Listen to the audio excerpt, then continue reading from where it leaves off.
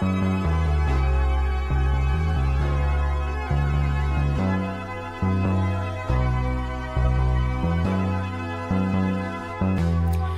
and join the party. These books are for you, you and everybody. Is it like yours? Cause these books are for us and everybody, yeah. Open your mind and take a look. Let's open up a book with Rickey. Come and join the party. These books are for you, you and everybody. Is it like yours? Cause these books are for us and everybody, yeah. Open your mind and take a look. Let's open up a book with Rickey. Hi.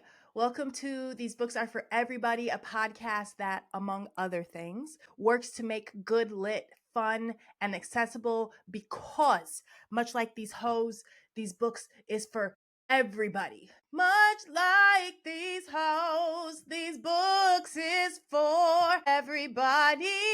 I'm your host, Cree Miles. Welcome to episode 5. Last week, I mostly had a good week. Happy Monday. I hope that it's being gentle to you if you're listening on a Monday or you're watching on a Monday morning, or maybe you're watching at midnight. You should be asleep. I'm not going to lie. That's not good for your circadian rhythm. But I hope that today's being gentle with you. Last week, I mostly had a good week, except like Asada Shakur died. That sucks. Yeah, and a few weeks ago, my grandfather died, and I honestly just haven't been talking about it because it's too painful. So, a lot of death. I'm terrified of grief, but I know that it is an inevitable thing. So I want to be in healthy community with it. I don't know, y'all. I don't know. But I mean, on another note, I did have a really productive week last week. I have 3 children, and so having them all out of the house at the same time actually is a larger lift than you would think, even though one is 15, one is 6, one is 2. So the 6 and 15-year-old obviously go to school, but it's fall. The 6-year-old has like crazy allergies. So I'm like, well, he's going to be home. 15-year-old, we're trying to get him in right relationship with his brain. So sometimes his brain is just like, fuck you, dude. And he is home.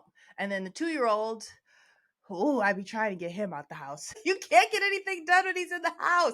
He's very cute though. But honestly, everybody got up and went every day. One day, my teenager went into school a little late, but other than that, everybody was out of the house. I had a very productive week. It's just really wonderful when the things on the books don't have to be changed at all. Logistics fatigue is my enemy. People be frustrated that I don't text back, but if you are texting me, asking me for a time or a place or anything that involves that type of emotional labor to get together, a lot of times it just automatically overwhelms me because so much of my life is logistics fatigue because there are 5 schedules in this house, 5 moving parts. And a lot of it falls on me because I just happen to be a woman. So Brian does all right. He doing better. It's been worse. And I know people are in relationships with men who aren't even trying. So I don't know. But as far as hemmed up real bad, last week I actually spent an astronomical amount of time thinking about, hear me out. I was thinking about Genuwine. I get into these modes where I start listening to a song and 2 hours is gone. And I've just been listening to 1 or 2 songs on repeat for 2 hours. And so over last week, the past few weeks, honestly, I have been listening to So Anxious by Genuwine. I've probably listened to it 800 times. I don't know. So I'm really hemmed up about it, and I really, really need to talk about it. Okay, let's get into it. Okay. Welcome to Hemmed Up Real Bad, where I just talk about something that I've been obsessing over for the past week. Today's episode, we're talking about Ginuwine, R&B singer most famous for his single Same OG. Pony is his crown jewel, we would argue. We don't even have to argue. The numbers say that it's his crown jewel. It peaked at number 1 on the R&B charts. None of his other singles did that. And So Anxious. So those, I feel like those are the 3 that I know him by. So Anxious, Pony, and Same OG. Ginuwine is 54 years old. He's actually a Libra. His birthday is October 15th. He's almost 55 years old. If you have a similar algorithm to mine, you have seen over the past few years Ginuwine skipping and flopping around on stage, singing and dancing as he's been touring. Even actually I think a few years ago, he went viral because he did that quagmire move with his head and his foot slid up. If you're not watching, I'm doing it with my head. And basically what he's doing on stage is not landing. The children of the TikTok are not on there like, "Ooh, who is this OG? Put me on." They're more like, "What is this hot ass mess?" It's not landing. And it's not because of his age, okay? It's because it's wild. I just wanted to do a comparison to see what the age gap was, but there is no age gap between Ginuwine and Method Man. Ginuwine and Method Man are the same ages. Method Man is 54 years old. His birthday is March 2nd. So Ginuwine is just a few months older. And as you know, women be ready to risk it all for Method Man all the time. He was just on, I think it was the Essence cover or an Ebony cover, and everybody was like, Method Man still could get it, looking better, fine wine. And on top of like that he just still has the sex appeal, his like contribution to the hip hop canon or his talent as it stands has not been called into question at all. Method Man could go on tour right now by himself, not even without Wu-Tang, and people would show up to watch him, you know? And I'm not trying to compare Method Man and his contribution to the hip hop canon to Ginuwine and his contribution to the R&B canon. That's crazy. Method Man is a member of Wu-Tang. The contribution is it's out of this world. It's astronomical. But Ginuwine's hits have their place. Pony has a place, you know? So Anxious has a place. They're really strong songs. I think that they are canonical R&B songs. So it just bothers me. I get sensitive when the kids of TikTok, of social media, are meeting an OG for the first time under stressful circumstances, and they aren't really getting the full picture of what this person contributed to music. So I've just been playing, like, as I've been listening to So Anxious, which is my crown jewel. I know Pony is Ginuwine's crown jewel, but So Anxious is my crown jewel. I'm just like, how could we fix this? How can we get the children to take our man seriously? And I mean, first of all, I feel like he gotta sit down. Like, you know what I'm saying? He's skipping around on stage. He clearly loves to dance, and I understand that. But I just am like, I think about the first show that I ever went to, the first concert I ever went to was actually Prince, because my mother has vision, and she wanted to make sure that all of her children could say that. So that was the first concert I went to. I was a child, and Prince, I don't know how old he was at that time, late 40s, early 50s, but akin to the same age that Ginuwine is, likely. He came out to sing Cream, which at the time was actually my jam from Prince, and I didn't know what it was about. It's just Cream, get on top. I didn't know what it was about. It's just a jam. Did Prince come out and perform that in some purple assless chaps with a pussy bow? No. He didn't do that with some platform heels and break down in the split, because Prince isn't 25 anymore. He sat on a stool. He sat on a stool with an acoustic guitar, and he sang the song. And it worked. It was beautiful. It was great. I'm telling you, you put Ginuwine in front of a stand-up bass, a drum set, and a guitar, we've got magic. Can you imagine Pony on a stand-up bass? Boom, boom, boom, boom, boom. It's so good. And then we don't get the giggity, dude. So that was first. I was like, we just need to scale back the performance. We need to elevate it a little bit.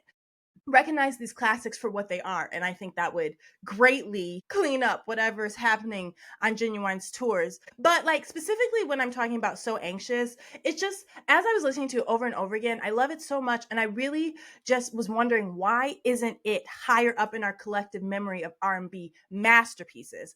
But as I continued to listen to it, I began to realize that perhaps it's not actually a masterpiece. It's a masterclass in pining, okay?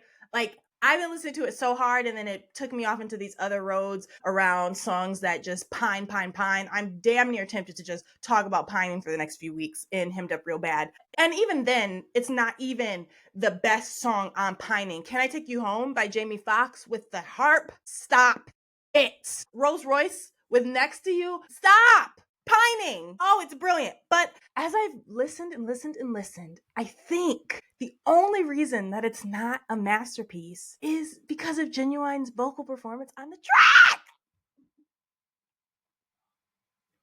track. I hope he never sees this. And it's crazy because I watched a bunch of live performances and Ginuwine be singing. He can sing. But on the track, his vocals sound like thin or something. And I mean, the simplicity of the backing track was so solid. It would be so thinned out during the verses, and then it would come in all full on the chorus. And I mean, if anything deserves some awards, it's these background vocals that were laid. The 9 o'clock, all alone. It's so good. That echo is so fun. Now sleep till morning. It's so good. But as far as his lead vocal performance, the strongest aspect is in the beginning when he's riffing on those falsettos. Other than that, he doesn't do anything interesting. So we just credit that to the background. That wasn't his lead doing anything. So as I was like brainstorming who would have made this a masterpiece, who would have got on the track and made this a masterpiece, who would have made So Anxious a masterpiece had the track been given to them? Shut up. Don't yell at me. Donny Hathaway. Donny Hathaway would have sang the mess out of this song. I put it on Threads. A couple people cussed me out. Somebody asked if they could take my phone. But somebody was like, why do I hear it? Why do I hear him belting? It's 9 o'clock. And I was like, because you hear him belting and this Christmas. 9 o'clock. You see? It's right there. If Donny Hathaway would have had the opportunity to sing So Anxious, we would be seeing So Anxious performed at weddings. People would be having their first dances to So Anxious. Do you see? It's gotten buried because of the very intense performance that Genuwine has put on it. It could have went in a different direction, and it deserves more love. That's all I'm saying. It's right there. And I know that's a leap. My other person that I would like to submit to the delegation is Cisco, obviously. I mean, Beauty has a very similar structure to So Anxious as far as how thin the track is and then how it comes in all full and background vocals. And I mean, we know those ad-libs at the end are some of the best ad-libs in R&B history. And wait, where are we? Beauty is her name. Yeah, you know what I'm saying? So, I don't know. Assel, I mean, obviously Duran Bernard, I thought about him singing it and how he would tear it up, but I don't think that's fair because I think Duran Bernard would tear anything up. So it's not like I specifically hear him on this track. I just always hear him in the back of my head giving anything the business. But yeah, I know that's ridiculous, but that's literally what I've been thinking about. How can we elevate So Anxious? And I wish Donny Hathaway could have sang it. Somebody was like, bring Layla in. I'm not opposed. All right. Okay, let's move on to Get It Off Your Chest. Okay, Get It Off Your Chest is a segment where somebody anonymously sends a musing, a frustration, asking for advice. We read what they wrote together and then we talk about it and see where we land. So let's see what's happening this week. Someone wants to, basically a parent really does not like this other adult, but their children get along. We've all been, that's me surviving half of my life, especially when I was younger. Okay. My family and I had moved to a new area, and it was my child's third day of school when my daughter came to me filled with anxiety during pickup, saying that a mother of another child put her hands on my son. I instantly called administrators because I wouldn't know how to contain myself if I didn't, I think. Long story short, this child called my son a brownie bite, and he retaliated by calling her a baby carrot. Those are strong ribs. Shout out to both of the children. She went home crying, told her mom, so she came to check my son at his third day of school in a new school. I had two other students. If they saw I asked 2 other students if they saw the incident, and they also said she did put her hands on him. And yes, I'm a woman of color with biracial children, and this other family is, you already know, white. Fast forward to a year later, my daughter and this woman's younger child are friends. We have gone to a birthday party of a mutual friend, and we're cordially introduced. I broke the ice, wanted to clear the air, especially with our young kiddos being friends. The child proceeds to tell my daughter, I really want to invite you to my party, but my mom doesn't want your brother or mom there. It took all of me not to go off. So my younger daughter gets excluded because mom didn't know how to act, and big sister can dish it, but doesn't like when someone gets back at her. Am I overreacting, or should I be happy we don't have to be around this family? Side note, I also have a screenshot of my son's class group chat stating that the older daughter is racist, and you already know who mom voted for. Say less. Say less. Listen. They would be avoiding the fuck out of me at pickup and drop off. Okay? Listen, you're going to hear me say this 3,000 times on this podcast. There is a woman in my life named Siobhan DeSisson who will set it off. Whenever she needs to, she will set it off. She don't walk around looking for drama. She's a very mature person. She's very clear. She's honest. The integrity is through the roof. But she has a rule that she lives by. And it is, if I am uncomfortable in the space, everybody is about to be uncomfortable in the space. So first off, fuck them. Who cares that you weren't invited? Thank God. I would throw the biggest, baddest party every single time they threw a motherfucking party, posting all over social media, letting them know that it was lit over here. And then when we were in the same space, my walk by like I have never seen you in my life game would be so strong. They would be needing to go to therapy. I'm a bully, though. You need to know that. I have some weird relationship with power. You not finna bully me. You're gonna try and bully me. We are going down to the depths of hell to figure out who can be the most insufferable, because I will take it there. I don't know if that's the advice you wanted, but ain't no way no kid finna bully my kid, and I'm gonna sit there and be like, well, maybe it's because, but you know what? That's how my husband is. There is some balance in the house, but I literally be like, come on, you have people to play with you at the house. You have a whole family that loves you. You have cousins, you have aunts, you have grandparents. You do not need these people. You do not need to be trying to impress these people. Who are these people? Fuck these people. Truly. So and their Trump voters get out. I have never in my life tried to get along with some MAGA. Ever. I've never tried to get along with some MAGA. If anything, I'm trying to make MAGA feel stupid. Every single time I'm around some MAGA, I'm trying to make them feel stupid. I'm bringing up something they don't know, and then I make them feel like they should know it, which they should. They should know who the fuck James Baldwin is. They do not. You know what I'm saying? I'm hype. I'm so sorry. I'm so sorry. But for real, dude, nah. And the babies. And she put her hands on your child. Listen, I would have got in that woman's face real with a smile. Listen, if you ever touch my baby again, that'll be the last thing you touch. Oh my God, you're threatening me? I'm promising. I'm saying it to your face. Go try and run and tell somebody. I'm going to deny I said it, but stay the fuck away from him. That's what I would be on. I swear to God. Don't play with me. If you need backup, where you at? I could be a cousin. I could be a big sister. I could come pull up. I know how to cause a scene. I don't know why they say Libras aren't confrontational. Cardi B is a Libra. Alexandria Ocasio-Cortez, who has gotten a little soft, is also a Libra. Cardi threw that shoe at the fashion show. I don't know what kind of Libra is not confrontational, but I've been ready to set it off my whole life. So, I really hope my Auntie Carlota watches this one, because I learned a lot of my skills from her. Talk loudly about the person to the person standing next to you, not directly to them. Make them come to you and be like, are you talking about me? Yeah, just because you a fucking bitch. Like, that's, dude, I don't know. Are you willing to do these type of things? We're in dire times, okay? Society's collapsing. It's perfectly okay to crash out on a racist. You know what I'm saying? That's such a low bar at this point. Like, we're not going to have a climate, food instability. We're not going to have any fresh water. At least cuss a racist out. You know, get that off your chest. I don't know. I'd be feeling better after I do it. I go to sleep.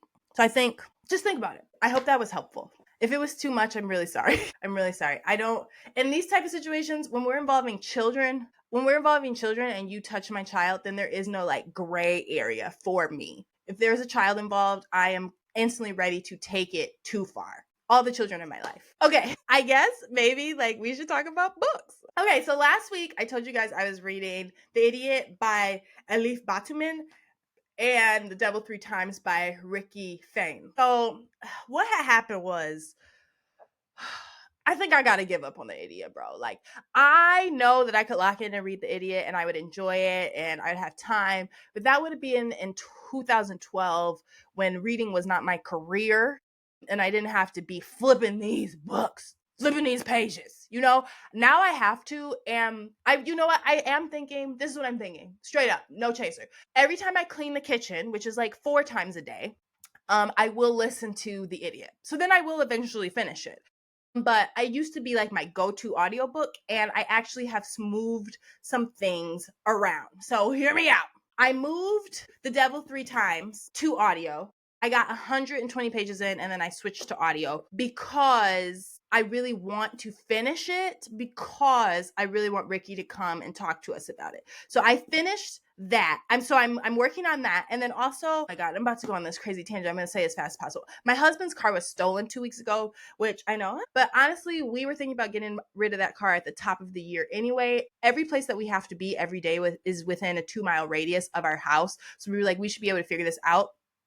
And we want to spend more time outside moving our bodies. So the car gets stolen. We're like, oh, I guess we're going to start now. So I have been taking walks. I have to walk places. I have to walk to pick up my 6-year-old. It's like a 45-minute walk. I don't have to walk. I have been choosing to walk to pick up my 6-year-old. It's been a 45-minute walk. I listen to an audiobook. I've been listening to The Devil Three Times while I'm walking, and it's wonderful. Oh, it's so good. This audio is bomb. All the audios aren't bomb. I told you The Idiot came out in 2017, so that audio was literally just Batuman reading it. We're getting a dramatic reading here. Do you understand what I'm saying? This is like a radio show. It's fire. It's so engaging.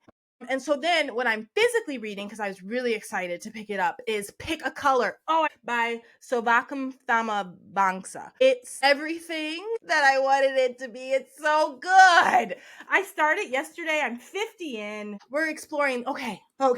We follow a protagonist who works in a nail shop. She is an Asian woman. She runs the nail shop. She makes everybody in the nail shop wear a name tag that says Susan, because she says the people who come in don't even notice or care that the different women who are working at the shop are indeed different women. It doesn't matter. They all are wearing long bobs. They're all named Susan. They all have on a black t-shirt and black jeans and black shoes. There's a new girl who comes in and she has on red nail polish. And actually, the rule is that you can't wear red nail polish. You have to wear your bare nails. And the new girl says, "What's wrong with just red?" And so the protagonist, she says, "There's no such thing as just red." She stares at me blankly, like we are not speaking the same language. There's apple red, I insist, cherry red, pin red, sexy red, demure red, pale red, lipstick red, shy red, hot red, blood red, car brake red, swimsuit red, New Year's red, strawberry red, wet paint red, gummy red, rose red, flower red. Now,